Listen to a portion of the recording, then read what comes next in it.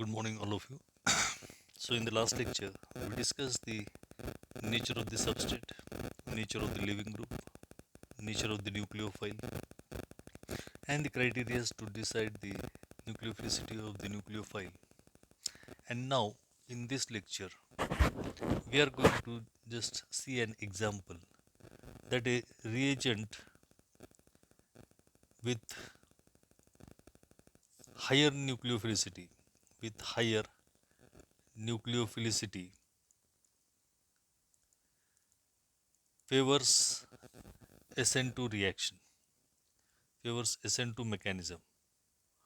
And if you just change the nucleophilicity with lower nucleophilicity, the mechanism suddenly changes from SN2 to SN1. Means if you, while using the reagent, if it is of higher nucleophilicity, it will follow SN2 mechanism, and if you use the nucleophilic reagent with low nucleophilicity, it will form it will proceed through SN1 mechanism. So here the example of neopentyl bromide. Here, when we consider this example of the neopentyl bromide, and this reaction is carried out, neopentyl bromide,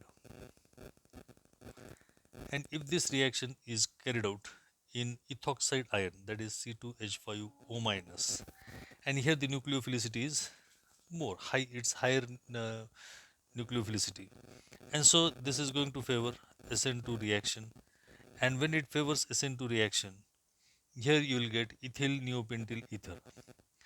Ethyl neopentyl ether is here. The Br will be replaced by the ethoxy group and the substitution product will be obtained, and here you will get ethyl neopentyl ether as a product. But here means nothing has changed, the reaction has proceeded, there is no chance of rearrangement. So if you use the reagent with lower nucleophilicity, means here this ion is used, ionic species is used, but instead of this, if you are going to use ethanol,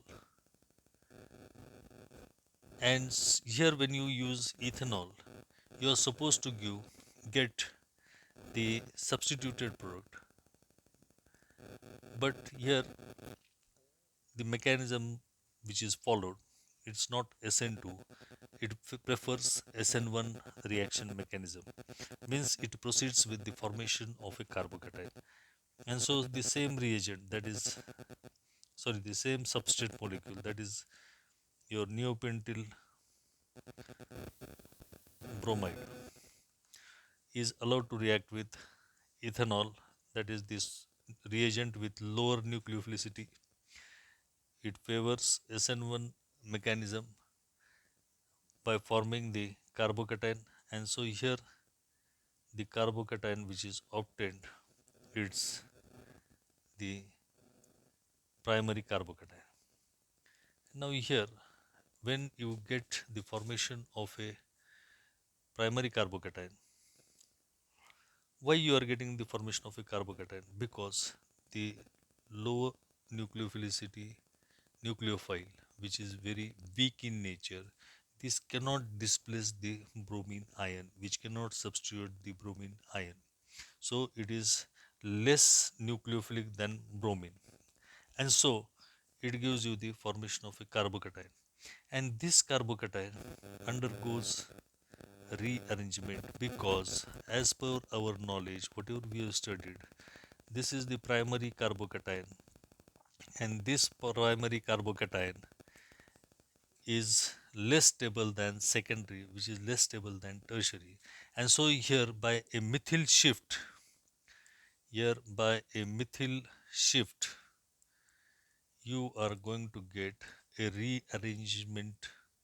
in the reaction, and so this rearrangement which is taking place is getting converted from a primary carbocation to tertiary carbocation, and so the carbocation here which is obtained, here it is tertiary carbocation. And so here you will get tertiary carbocation. And when the tertiary carbocation is obtained as a product, this reacts with the low nucleophilic reagent, that is the ethanol, and gives you the formation of a ethyl tertiary pentyl ether, which is a rearranged product, that is CH3, C, CH3, CH2, CH3, and here it is OC2H5. So it is ethyl tertiary pentyl ether as a product, and this is your rearranged product. And so as the mechanism change, sorry, as the nucleophile is changed, or with a higher or lower nucleophilicity, it changes the mechanism from SN2 to SN1, and the product also differs thoroughly. So this was all regarding your nature of the nucleophile, and so how it affects the rate of the different reactions.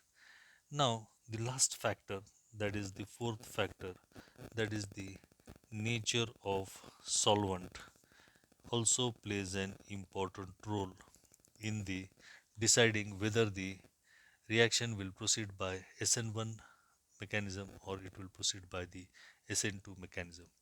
And so in SN1 mechanism,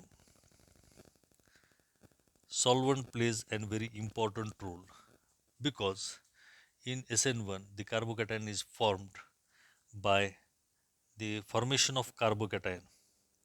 The formation of carbocation is taking place by solvation process. Means here the solvent plays an important role. And so the if the solvent polarity increases, the stability of carbocation is going to increase. And so solvent polarity means here we are going to use polar solvents. Here we are going to use polar solvents. As they stabilizes, the polar solvent increases the rate of SN1 reaction. SN1 reaction. And so how here we, if we consider the example of 2-methyl 2-bromopropane, and if by changing the different types of solvents of 2-methyl 2-bromopropane, 2-methyl 2-bromopropane, here the solvent, if it is 100% water,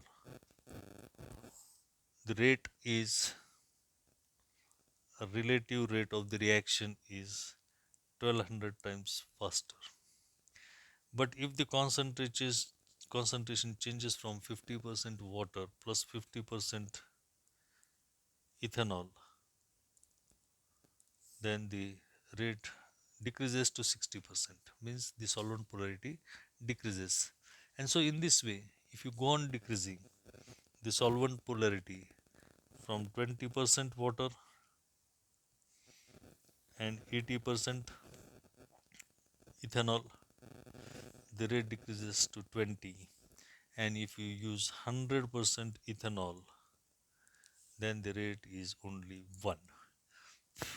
So the more polar solvent, as the water is more polar solvent, and this polarity is decided by the it's the factor, that is the solvent polarity, that for water it is the polarity is 81. For water the polarity is 81, whereas for ethanol it is just 24. And so the rate of SN1 reaction, if the solvent polarity decreases, the rate of SN1 reaction also decreases. SN1 reactions, if are carried out in gaseous phase, if the SN1 reactions are carried out in gaseous phase, then the solvation of carbocation is not at all possible, and so SN1 reactions are extremely uncommon. SN1 reactions are uncommon in gaseous phase, are uncommon in gaseous phase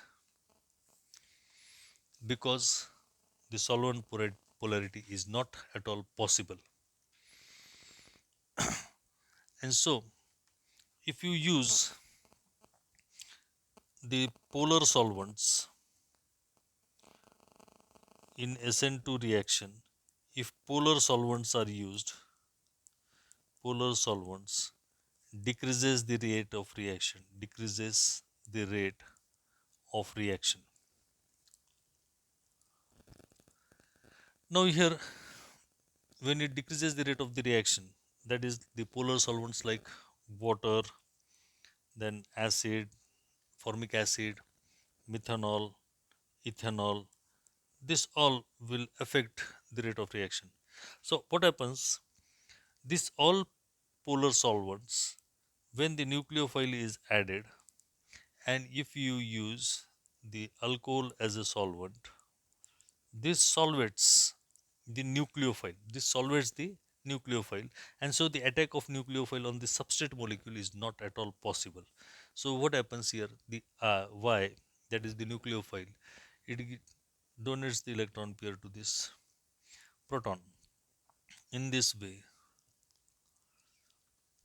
all from all sides, this nucleophile is getting solvated. That is the H plus, here H plus, here H plus, here H plus, and OR. So this solvated nucleophile, this is the solvation of nucleophile. Solvation of nucleophile is taking place, and due to this solvation, the attack of this means the polar and protic solvents, polar and protic, or the polar protic solvents decreases SN2 rate of SN2 reaction, rate of SN2 reaction. And so for carrying out the SN2 reactions, we are supposed to use SN2 reactions. SN2 reactions are carried out in aprotic aprotic polar solvents. Aprotic polar solvents. Aprotic polar solvents means which do not contain proton, and so the aprotic polar solvents like dimethyl formamide, dimethyl formamide, dimethyl sulfoxide, that is DMSO, dimethyl sulfoxide. So these are the solvents. These are to be used, means which do not contain the polar, aprotic polar. Aprotic means there is no presence of the proton. And so what this do? This, instead of solvating the nucleophile, they solvate the cation. Instead of solvating the nucleophile, they solvate the cation. So here if you see the example of methyl iodide, on carrying out this reaction, here the N3 minus, that is the azide, the soda azide is used, and here if you use the methanol as a solvent, this solvates the nucleophile. This solvates the nucleophile, and so the rate of reaction, the relative rate of the reaction, SN2 rate, here the SN2 rate is equal to 1. Means what happens? Instead of solvating the cation, this proton polar protic solvent, this is a polar protic solvent, and as this proton solvates the N3, that is the nucleophile. But if the same reaction is carried out in presence of dimethyl formamide, instead of solvating the nucleophile, it solvates the sodium plus, that is the Na plus of the soda azide, and here the rate of reaction increases drastically, that is the rate is equal to 4.4 into 10 raised to 4 times faster. And so in aprotic polar solvents, apolar protic solvents, the rate of SN2 reaction increases, it increases, and so it is more favorable. Now if you use a highly polar solvent, the rate of SN2 reaction changes, the mechanism changes from SN2 to SN1 if you use highly polar solvents. But if you use apolar protic polar solvents, the mechanism changes from SN1 to SN2. Means in aprotic solvents, the SN2 mechanism changes to SN1 changes to SN2, and in polar solvents, the SN2 mechanism changes to SN1. So this is all regarding your substitution, nucleophilic, unimolecular, and bimolecular reactions. The rate of these reactions is affected by the different factors, that is the nature of the substrate, nature of living group, nature of nucleophile, and the nature of solvent. So here we will just in short have the comparison of the SN1 and SN2 reaction. So SN1 follows first order kinetics. It follows first order kinetics, and SN2 follows second order kinetics. Second order kinetics. Then in SN1, this is a two-step mechanism. Two-step mechanism. SN2 is a one-step mechanism. It's a concerned mechanism, one-step mechanism. Here it involves racemization,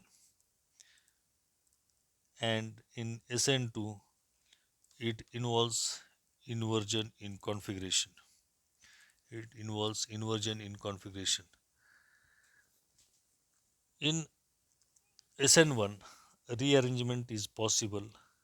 As we have seen, rearrangement is possible as the nucleophilicity of the nucleophile changes, and here there is no rearrangement is possible, no rearrangement in SN2 mechanism.